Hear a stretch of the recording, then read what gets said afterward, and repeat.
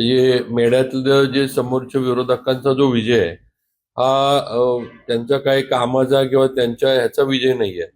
हा दगाफटका जो अंतर्गत ह्याच्यातनं झाला किंवा अंतर्गत कुरघोड्या झाल्या त्याच्यातला हा विजय आहे.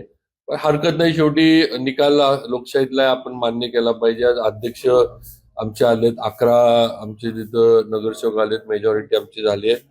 आणि तरी आम्ही पुढच्या 5 वर्षामध्ये मेढ्यामध्ये नक्कीच मेढ्याचा पण चेहरा मोहरा बदलण्यासाठी चांगल्या पद्धतीनं काम करू भाजपच्या. ही बुरुज लोकसभा आणि विधानसभेत ढासळले होते सगळे, म्हणजे अख्खा एक किल्लाच भाजपच्या ताब्यात हा त्याच वेळेला आला होता.